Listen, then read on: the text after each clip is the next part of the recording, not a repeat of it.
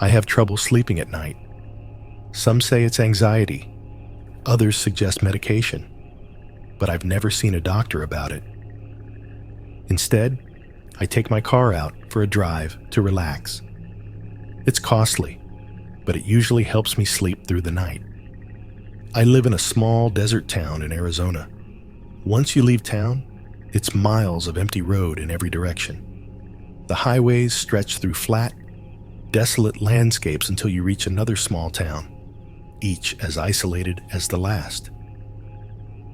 One night, I took Route 66, heading toward a town called Needles. It's a quiet, dark drive, perfect for clearing my mind. That night, it was late January, cold and clear. I had just started my second semester at the local college and was feeling overwhelmed.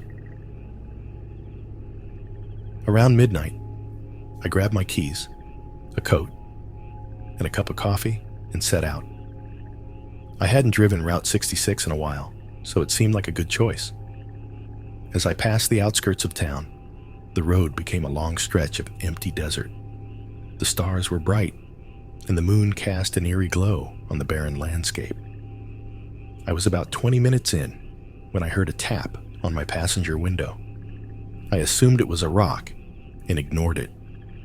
But then, it happened again.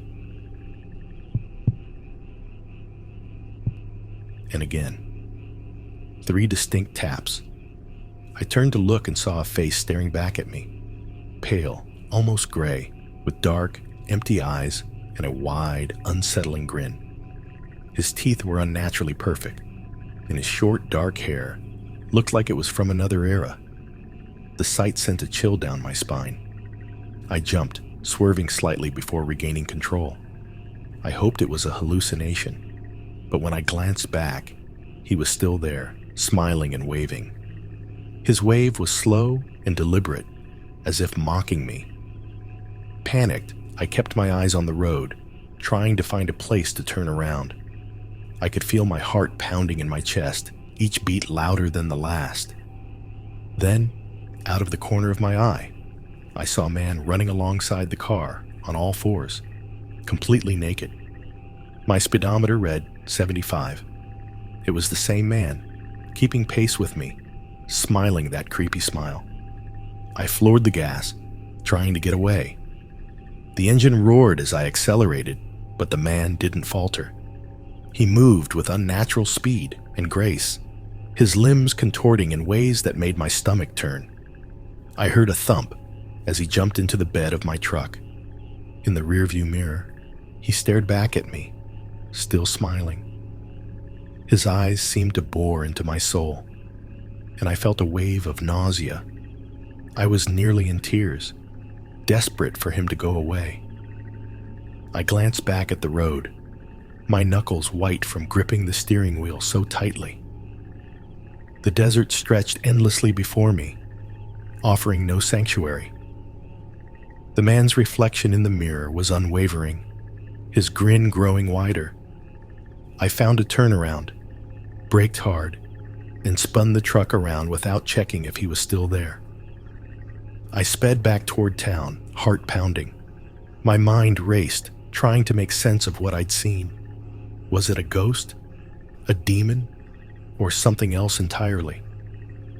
When I reached my street, I saw him standing on my front porch, waving as if he had been waiting for me. The sight made my blood run cold. His presence felt like a violation, as if he had crossed into my world and claimed it as his own. I parked the car, my hands shaking. I didn't dare get out. The man's grin seemed to widen, his eyes locked onto mine. I fumbled for my phone, intending to call the police, but when I looked back up, he was gone. The porch was empty, the night silent. I sat in the car for what felt like hours, too terrified to move. Eventually, I mustered the courage to dash inside, locking every door and window behind me. I didn't sleep that night, my mind replaying the encounter over and over. Days turned into weeks, and I couldn't shake the feeling that I was being watched. shadows seemed to move in the corner of my eye, and I avoided Route 66 like the plague. The man's face haunted my dreams, his grin a permanent fixture in my nightmares. I still take drives to help me sleep, but now I stay within the town's limits, never venturing out into the desert. The memory of that night is a constant reminder that some things are better left unexplored, and that there are terrors in the night that no amount of driving can outrun.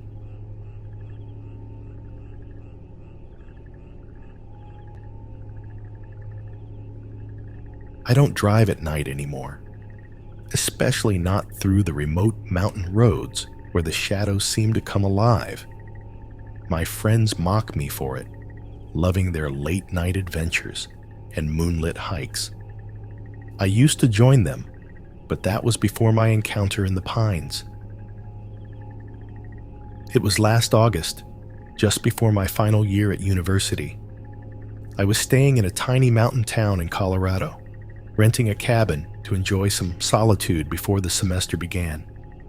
One evening, I decided to visit a friend who lived 2 towns over. The journey was about a 2-hour drive through winding forested roads. I left at twilight, hoping to reach my friend's place before nightfall. The sky was clear, the setting sun casting a golden glow over the landscape. I packed some snacks, grabbed my thermos of coffee, and set off. The first part of the drive was serene, with the last rays of the sun filtering through the pine trees. As night fell, the forest grew darker and more oppressive. The moon was a mere sliver, offering little light. My car's headlights cut through the blackness, illuminating the dense trees on either side of the narrow road. About an hour in, the road started to climb, winding up the mountainside. That's when things started to get eerie. The first sign of trouble was a car on the side of the road, hazards flashing. I slowed down, peering into the darkness for any sign of the driver. The car was empty, and there were no signs of an accident. I considered stopping to investigate, but decided against it. Something about the scene felt off. I continued driving, my nerves on edge.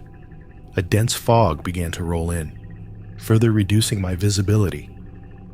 The road twisted and turned, and I had to slow to a crawl to navigate safely. Suddenly, out of the corner of my eye, I saw a figure standing by the roadside. I slammed on the brakes and swerved to avoid it, nearly skidding off the road.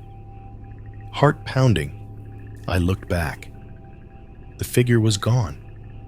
Shaken, I pressed on, my eyes darting nervously between the road and the surrounding trees. That's when I saw it, a pair of glowing eyes in the forest, staring at me from the darkness. They were too high up to belong to any animal I knew. I floored the accelerator, desperate to put distance between me and whatever was out there. The road seemed endless, the fog thickening with every mile. My car's headlights barely penetrated the murk, creating an otherworldly atmosphere. That's when the whispers started. They were faint at first, like the rustling of leaves in the wind. But soon they grew louder, more insistent. Voices, speaking in a language I couldn't understand, filled the car. I tried to ignore them, focusing on the road ahead, but they were relentless, echoing in my mind. Out of the fog, a figure appeared, a tall, gaunt man with hollow eyes and a sinister smile. He stood in the middle of the road, forcing me to swerve violently to avoid him. My car skidded, tires screeching, and came to a halt on the shoulder. I glanced in the rearview mirror. The man was gone. Panting, I tried to steady my breathing. That's when I heard scratching on the windows. I turned slowly, dread pooling in my stomach. A hand, pale and clawed, was dragging its nails across the glass. Behind it, Those same hollow eyes stared at me, unblinking. I threw the car into gear and sped off, the whispers and scratching fading as I gained speed. The road ahead was a blur of fog and shadows, but I didn't care. I just needed to get out of there. After what felt like an eternity, I saw the lights of a small gas station up ahead, a beacon of hope in the darkness. I pulled in, practically flying out of the car and into the brightly lit store. The clerk looked up, startled by my disheveled appearance. "You okay?" he asked, concern in his eyes. "Something's out there," I panted. "Something. Not human." Before he could respond, the lights outside the station began to flicker and die. The darkness pressed against the windows, and I saw those glowing eyes again, peering in from the void. The clerk hurried to lock the doors, and we barricaded ourselves in the back room, hoping the creatures wouldn't break through. For hours, we huddled in the small storage room, listening to the whispers and scratching. The terror was palpable, each minute stretching into an eternity. Finally, as dawn approached, the noises ceased. We waited until the sun was fully up before venturing out. The gas station was a mess, but the creatures were gone, retreating with the night. I drove the rest of the way to my friend's place in daylight, hands shaking on the wheel. I've never driven at night since, and I never will again. Some things are best left in the shadows, unseen and forgotten.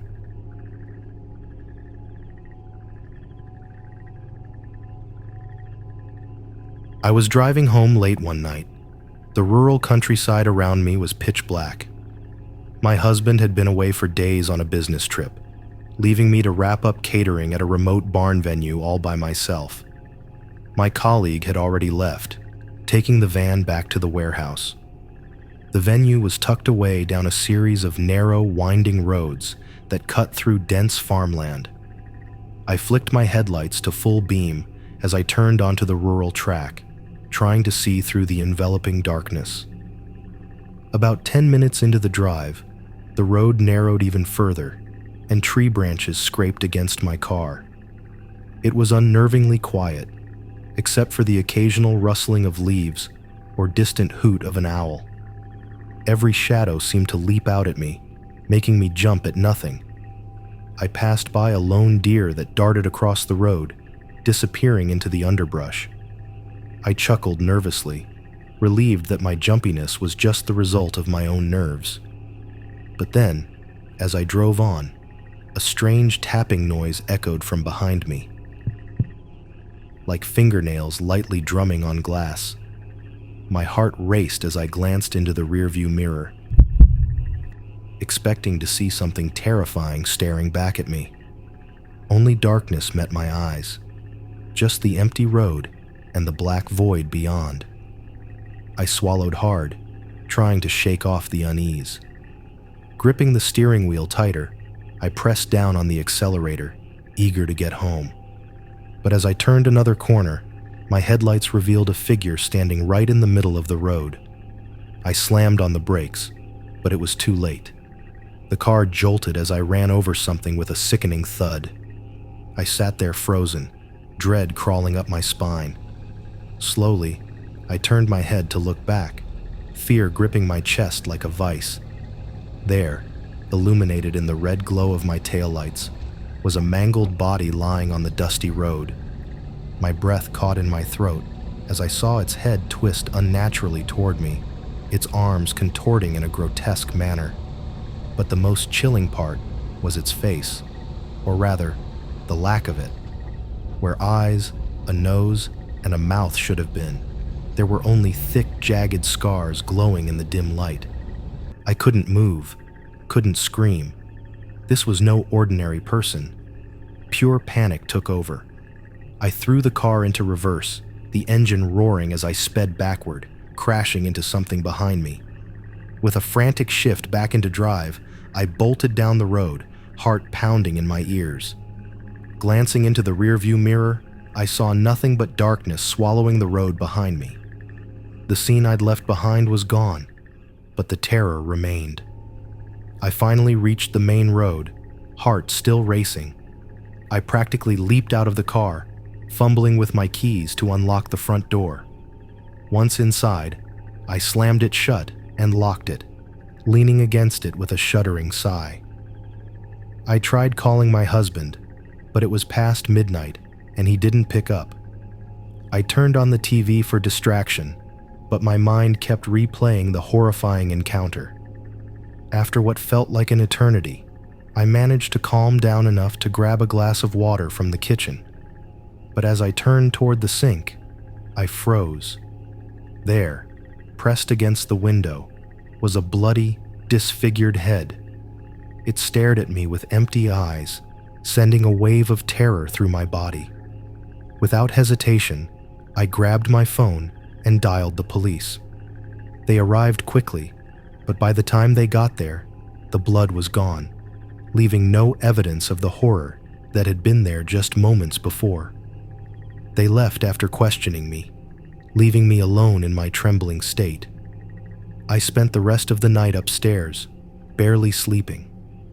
When morning finally came, I woke to find my husband lying next to me in bed.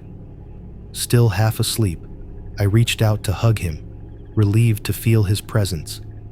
But as he turned toward me, I saw it wasn't him. Instead, a face covered in deep, bloody scars stared back at me, inches from my own. I screamed, grabbing the nearest object, a glass, and smashing it over the figure's head. Without looking back, I ran out of the house, grabbing my bag and jumping into the car. I drove, fueled by fear, until I reached the train station. I bought a ticket without thinking, getting on the first train headed toward where my husband was working. I called him as soon as I could, trying to explain what had happened. As I sit here now, writing this, I still can't fully comprehend the horror of the past 12 hours. I don't know what to do next, except know that I'll never go back to that house alone. My biggest fear now is that whatever it was has somehow attached itself to me.